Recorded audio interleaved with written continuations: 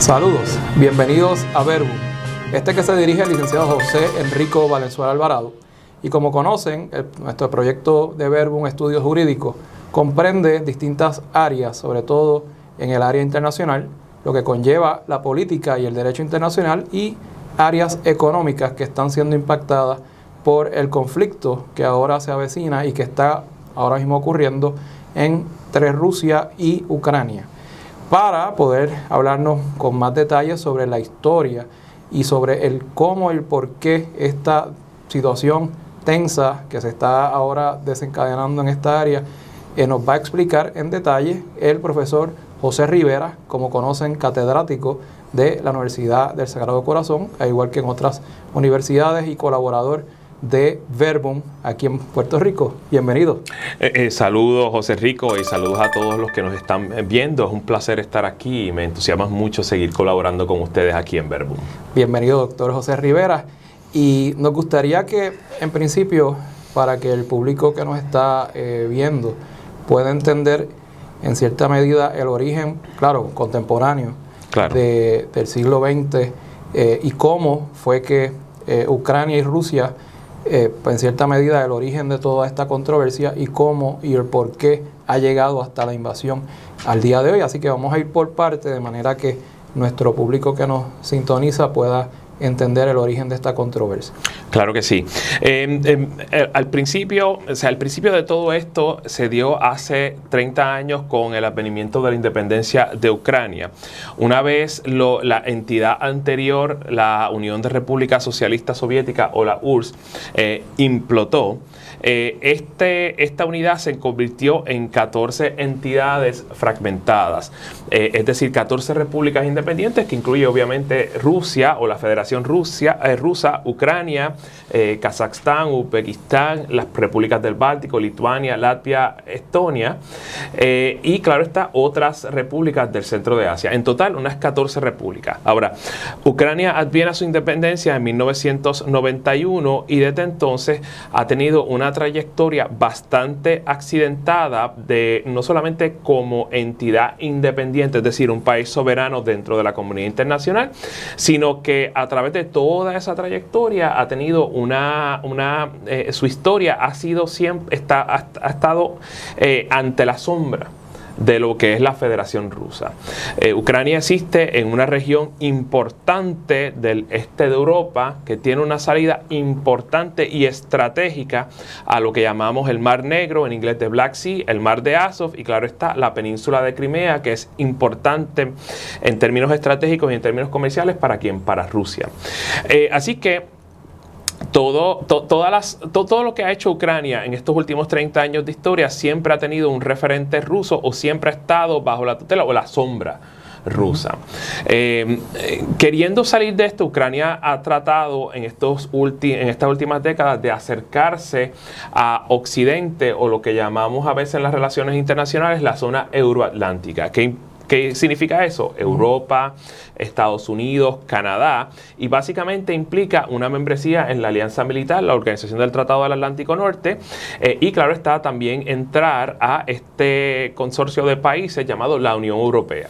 Nos gustaría que nos explicara brevemente la diferencia, o más bien el objetivo de lo que es la OTAN, los siglas en inglés en NATO, y por qué el interés de Ucrania en entrar a este organismo y la oposición de Rusia. Sí, eso es una pregunta importante y sumamente relevante, José Enrico. La Organización del Tratado del Atlántico Norte es una alianza militar, y dependiendo del prisma ideológico con que lo veas, es una alianza militar defensiva o una alianza militar ofensiva que tiene como objetivo crear un disuasivo ante otro adversario geopolítico. Durante la Guerra Fría y hasta 1991, la OTAN constituyó un disuasivo para tratar de contener a la Unión Soviética y a los países del bloque socialista, del anterior bloque socialista europeo, de avanzar militarmente hacia Europa Occidental. Así que en esa alianza pues buscó ante todo juntar los recursos principalmente de los Estados Unidos, que es el principal ente financiero, ¿verdad? que paga, que desembolsa sus dineros para mantener la alianza, pero todos y cada uno, según los estatutos de la OTAN, contribuyen o deben aspirar a contribuir por lo menos un 2% de sus presupuestos a esa alianza militar, con tal de crear entonces un contenedor, ¿verdad? o un muro defensivo en contra que amenace, ¿verdad?, esa zona euroatlántica. ¿Y por qué entonces, habiéndonos explicado ya lo que es la OTAN, por qué Rusia se opone tan vehementemente a que Ucrania sea parte de este organismo? Yo creo que es importante tomar en consideración que más allá de lo que aspire la zona euroatlántica, más allá de lo que aspire la OTAN, más allá de lo que aspire los Estados Unidos y más allá de lo que aspire Ucrania, Rusia es una entidad legítima dentro de la sociedad internacional. Y claro está, debidamente reconocida como país soberano y respetuosa de una buena parte de los estatutos internacionales. Rusia como entidad tiene un interés nacional. Y ese interés nacional se compone principalmente de mantener íntegra una de las pocas salidas efectivas que tiene al mar. Déjeme explicar bien rápidamente. Antes, cuando existía la Unión Soviética, sus accesos a cuerpos de agua importantes, como por ejemplo en el norte, el mar del norte, el mar Báltico, estaba garantizado en virtud de que era la Unión Soviética y porque obviamente los puertos del Báltico estaban disponibles para ello. Pero el resto es la zona ártica, y el Pacífico no tiene mucha influencia, porque allí está las Coreas, está Japón y está también China. Por lo tanto, esa salida del Mar Negro es sumamente importante, porque no es solamente eso, es la península de Crimea, es el mar de Azov que está, ¿verdad?, hacia el este, el acceso al río Don, y claro está el canal que conecta ese río con el río Volga y la salida al mar Caspio. Estas rutas son sumamente importantes. Estos cuerpos de agua están repletos de gas natural y de petróleo, y Rusia son importantes en términos existenciales para Rusia, y el deseo de Rusia es que la alianza euroatlántica, en el sentido de Ucrania siendo miembro de la OTAN, no se meta ahí, porque ellos entienden que eso va en contravención de su interés nacional y les amenaza su acceso a esos cuerpos de agua. Ciertamente, para que lo vean de una forma geográfica, imagínense el Golfo de México, que da acceso al Atlántico y al Mar Caribe y a otras regiones, aquí en lo que son las Américas. Pues si lo ven en un mapa geográfico, el Mar Negro pues tiene una salida similar y conecta a lo que es Europa Occidental con Europa Oriental, y vendría siendo la ventana, por decirlo de alguna forma, geográfica para tal efecto, lo cual Rusia pues a toda forma y manera quiere impedir que eso ocurra. Le pregunto, profesor, ¿cuál fue la intención principal y el porqué de invadir Crimea? Tenemos que recordar ante todo que en un momento dado Crimea fue territorio ruso. Históricamente siempre lo ha sido. En el tiempo de la Unión Soviética y luego de la muerte de Stalin, en 1954, el premier ruso Nikita Khrushchev firmó un estatuto en el que se traspasaba la península de Crimea a Ucrania, es decir, a la región administrativa de Ucrania, como parte de la Unión Soviética, lo cual no era ningún problema, porque de nuevo todos eran parte de un mismo ente, la Unión de Repúblicas Socialistas Soviéticas. Cuando adviene la independencia, esas fronteras administrativas se convirtieron en fronteras internacionales, sujetas obviamente a las leyes de los dos países, pero también al derecho internacional. Y claro, en ese momento Rusia estaba sumamente debilitada, y lo que prefirió hacer en ese momento era determinar lo siguiente: Crimea se queda en Ucrania. Nosotros entonces vamos a arrendar la base naval y el acceso a los puertos de Crimea en este nuevo arreglo, en el que garantizamos en ese sentido la relación cordial y amistosa entre Rusia y Ucrania, en un momento en que todavía las hostilidades no llegaron al nivel que estamos presenciando ahora. En términos étnicos, para que las personas puedan entender la idiosincrasia del pueblo ucraniano y la idiosincrasia ¿verdad? De las personas que viven en Rusia. Son similares, es como decir los hermanos cubanos con los hermanos dominicanos y los hermanos boricuas, que somos básicamente todos primos en alguna manera u otra. ¿Cómo tú identificas o podrías de alguna manera describirle a los que nos están observando cómo es la situación étnica al día de hoy entre Rusia y Crimea? Claro que sí. La composición étnica de esa región, Ucrania particularmente, la gran mayoría, digamos un 60-70% de los residentes de Ucrania son ucranianos. En términos étnicos, pues son igualmente eslavos, igual que los rusos, igual que los bielorrusos. Y hablan ucraniano. Y como bien dices, aun si tienen un mismo origen o una historia de origen en términos étnicos, culturales e históricos, realmente el ucraniano es su propio idioma. Es un idioma eslavo, al igual que el ruso, al igual que el bielorruso, pero es diferente. O sea, vienen de la misma familia de lengua. Es lo mismo que el español, el italiano y el francés. Son lenguas romances, vienen todas del latín, pero en esencia son idiomas completamente distintos. Entonces, pues obviamente eso es una de la principal etnia y el principal grupo lingüístico dentro de Ucrania. Igualmente dentro de Ucrania hay una minoría lingüística rusa. De nuevo, son eslavos, pero son rusoparlantes. Son personas que, una de dos, o históricamente han residido ahí, de la misma manera que los grupos hispanohablantes residieron en el suroeste de los Estados Unidos cuando se convirtió en Estados Unidos, luego de que Estados Unidos le arrebatara ese territorio a México. O sea, poblaciones históricamente hispanohablantes, pues así mismo, o sea, poblaciones históricamente rusoparlantes han residido en lo que históricamente o por lo menos territorialmente ha sido Ucrania.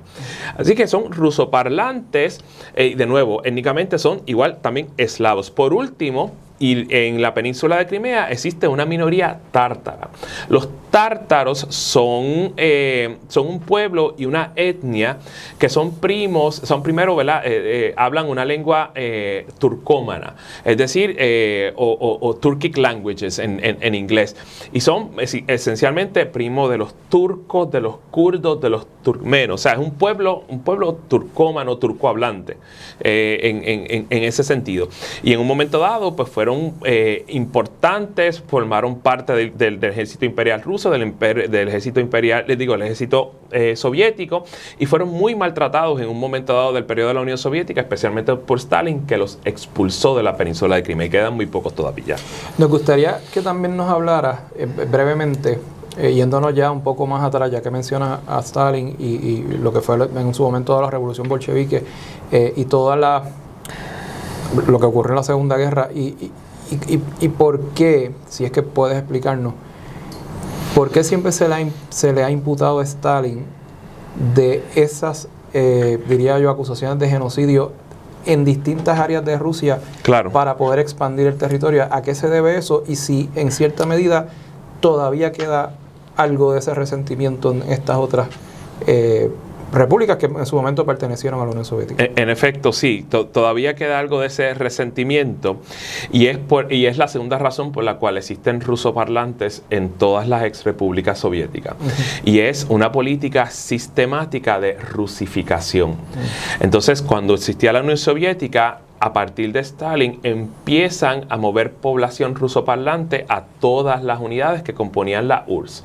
Y claro, luego que implota la Unión Soviética y se convierte en 14 repúblicas independientes, de momento estos rusoparlantes, la noche anterior eran ciudadanos rusos, y de momento al otro día amanecen como ciudadanos lituanos, ucranianos, y de momento su lengua y se vuelven son ciudadanos de un país distinto al que con el que se habían ido a la cama, y entonces su lenguaje se convierte en uno minoritario.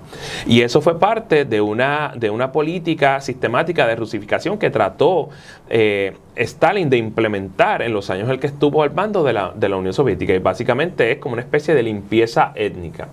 El otro problema, y que es mucho más grave y que es específico a Ucrania, es el hecho de que en un momento dado la Unión Soviética implementó una política desastrosa, catastrófica, de colectivización del sector agrícola, la colectivización de las granjas. A razón de ello, se impusieron una serie de cuotas enormes en las que toda la producción, casi toda la producción, iba a Moscú, y entonces ahí iba a ser distribuida al resto de las jurisdicciones de la Unión Soviética. Por lo cual, Ucrania no se podía quedar con parte de la producción, y eso produjo una hambruna enorme en la que murieron millones de ucranianos, y lo recuerdan con un vocablo que se llama Holomodor, que significa muerte por hambruna. Es lamentable, y también Sí. hay que traer este tipo de situaciones porque la controversia que estamos viviendo el día de hoy, la invasión de Rusia a Ucrania, pues no se da en un vacío. Hay muchas situaciones que hemos tratado de cubrir en esta intervención, situaciones étnicas, situaciones geopolíticas, situaciones también de terceros tratando de envolverse en esta situación, y nos gustaría que nos abundara sobre estos terceros actores y actrices que entran como, a veces, diría yo, a veces para tratar de crear paz, pero realmente, ¿verdad?, crean todas estas controversias. ¿Cuál ha sido el rol de los Estados Unidos de América y mayormente, obviamente, la OTAN, pero Estados Unidos? Porque siempre se le ha acusado a este presidente del día de hoy de Ucrania de ser una marioneta de los Estados Unidos de América. Eso, en parte, o sea, nos gustaría que profundicemos sobre esto, ¿verdad? Si en efecto es así, y la relación directa histórica después de la caída del bloque soviético entre Ucrania y Estados Unidos, que es lo que da a entender que Rusia le molesta. Claro. Mira, una cosa es lo que dice la propaganda rusa, y otra cosa es las aspiraciones colectivas del pueblo ucraniano con relación a las maneras en cómo se va a, valga la redundancia, relacionar con el resto del mundo, incluyendo los Estados Unidos. Y lo cierto del asunto es que durante el tiempo soviético, y esto no pasó solamente con Ucrania, pasó con toda la ex república soviética. Obviamente quien ejercía el mandato, la hegemonía era principalmente rusa, y todos los demás intereses eran supeditados, muy a pesar de toda la propaganda de que todas las etnias eran igualmente válidas dentro del proceso político soviético. No era así. Por lo tanto, una vez que Ucrania se independiza, simple y sencillamente ellos tratan de acercarse a otros países. Como bien sabes, aparte del Mar Negro, ese Mar Negro da acceso a la parte norte de Turquía, pero también a la zona del Bósforo y al Mediterráneo. Por lo tanto, la aspiración de Ucrania era eso, tratar de entonces de acercarse más al continente europeo, acercarse más a la zona euromediterránea, y como ente soberano, ese era su derecho. Así que hay que mirarlo de esa manera. ¿Cuál fue el error principal? Quizás ignorar el hecho del accidente geográfico y de las realidades geográficas.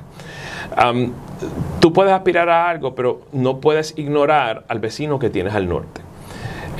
Rusia cuenta, no es que vaya a dictar los términos alrededor del cual Ucrania se va a relacionar con el resto del mundo, pero yo creo que es importante tomarlos en cuenta y garantizar, ¿verdad?, alrededor de elementos de seguridad. Mira, yo me voy a acercar a esta gente, pero eso no quiere decir que esto va a amenazar tu seguridad. Si quieres, acompáñame, y entonces en una estrategia paralela podemos entonces empezar a relacionarnos con estas cosas, porque en términos comerciales, en términos de negocios internacionales, no nos conviene. Así que esa ausencia de rigidez, aparte de que se le ha dado primacía, si lo podemos decir decir así, a ese nacionalismo o ultranacionalismo ucraniano, empezó a penetrar en la acción política de los ucranianos ese nacionalismo ucraniano antirruso, y desafortunadamente algunos grupos de ultraderecha empezaron a ejercer ese activismo político de forma violenta en contra de rusoparlantes, en contra de rusos étnicos. Y claro está, el hecho nada más de que el Estado ucraniano exista y desatienda las necesidades o ignore o trate como ciudadanos de segunda clase a esos rusoparlantes o rusos étnicos, los llevó a un sentimiento colectivo de desarraigo que les llevó directamente a concebir a Rusia, a Putin y a Moscú como su principal protector. Precisamente las provincias y las regiones que están en el este son las que se han en cierta medida rebelado contra el gobierno ucraniano. ¿Se debe precisamente a lo que usted acaba de explicar ahora? Sí, absolutamente. Tenemos que recordar que, de nuevo, ¿verdad? Ucrania establece un proyecto de país, un proyecto de nación que en teoría debería incluir a todos los ucranianos o nacionales de Ucrania, incluyendo aquellos que hablan ucraniano, aquellos que hablen tártaro o aquellos que hablen ruso.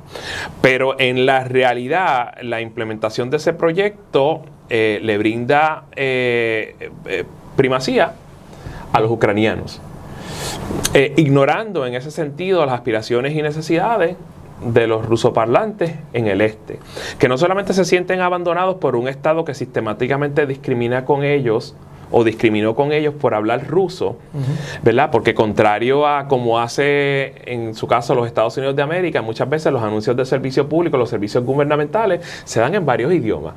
Por ejemplo, en donde existen, por ejemplo, en el sur de los Estados, suroeste de los Estados Unidos, donde hay una población hispana grande, pues los servicios públicos se prestan en inglés, en español. En lugares en California donde hay población asiática, se hace en inglés, en lao, en vietnamita, en chino. Eso no existía en Ucrania, y lamentablemente los rusos fueron sistemáticamente discriminados por el Estado ucraniano por mero hecho de escoger seguir hablando ruso en su región, y eso es lo que entonces lleva al sentimiento de desarraigo, y eso es lo que lleva entonces a mirar hacia Moscú como una especie de protector cultural.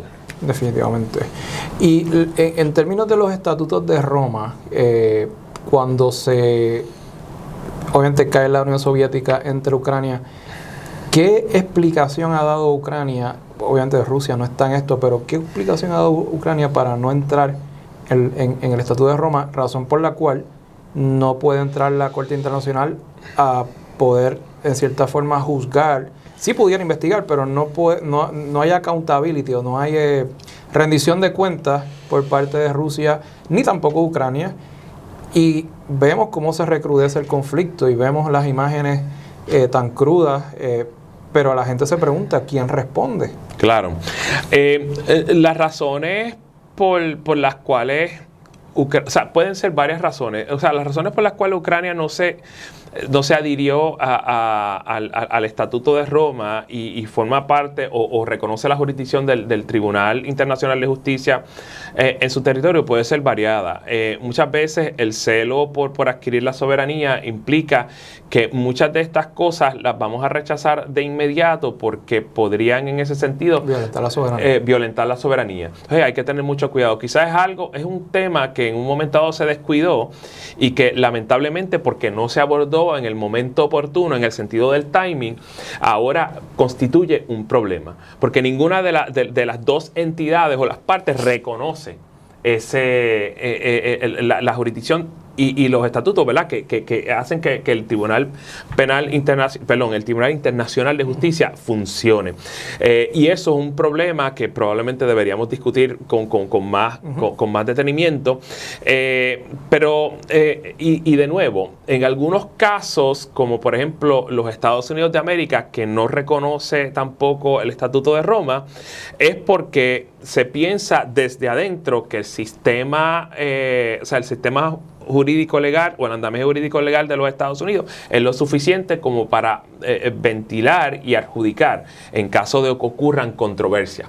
Lamentablemente pues es así, y por ejemplo, si los soldados estadounidenses cometen crímenes de guerra, no los someten al Tribunal Penal Internacional, al Tribunal Internacional de Justicia, sino que las mismas Fuerzas Armadas, los mismos Estados Unidos, en virtud del Código Uniforme de Justicia Militar, pues los juzgan y los procesan y allí adjudican. Y en ese sentido uno puede entender, eso no quiere decir que por lo menos en los tribunales estadounidenses, particularmente el Tribunal Supremo, como explicaba Sonia Sotomayor, no use el derecho internacional como referente para adjudicar o para tomar una decisión en algunos casos. Pero ciertamente esas son las razones por las cuales quizás ellos no se adhieren al estatuto, y claro está, más allá de poder brindarle un foro para que la controversia o la queja, ¿verdad?, la querella de Ucrania se ventile, pues no hay mucho que el Tribunal Internacional pueda hacer al respecto. Es sumamente interesante, ya que pues muchas personas que están estudiando Derecho, algunos que están estudiando, empezando a estudiar Historia, Ciencias Políticas y otras ramas que tienen que ver con lo social, pues no, incluyéndome a mí, que ya pues tengo unos cuantos años en esto, tampoco puedo entender cómo en el siglo XXI, en el nuevo milenio, no se puedan resolver controversias en foros internacionales, cuando siempre ha sido, diría yo, el referente. Pero de igual manera la soberanía de los países siempre también está, diría yo, como la primera opción, y los países son sumamente celosos con eso y no ceden casi en ninguna instancia, incluyendo, por el mejor ejemplo, Estados Unidos de América. Sí, no, y una de las disposiciones primordiales del derecho internacional y de los estatutos es el respeto a la soberanía de los países y a la soberanía de los pueblos. Y es algo que se guarda con mucho celo, aunque haya sido violentado a través de toda la historia contemporánea. Ha sido excelente conversación, profesor José Rivera. Lo esperamos tener nuevamente en nuestras cápsulas aquí en Verbum, y le agradecemos también a toda la sintonía, a todos los que nos sintonizan, debo decir, a través de Verbum Estudios Jurídicos. Pueden también ver nuestro catálogo de cursos en línea, on demand. Nuestro catálogo es bastante variado. Los cursos son aprobados por el Tribunal Supremo de Puerto Rico, y de igual forma exhorto a todas otras personas, estudiantes, personas que están en formación o que ya de por sí quieren solamente aprender a través de nuestro mecanismo de Verbum Estudios Jurídicos, se conecten y puedan ver nuestras cápsulas informativas. Así que les agradezco su sintonía y manténgase pendientes, que seguimos con más información aquí en Verbum Estudios Jurídicos.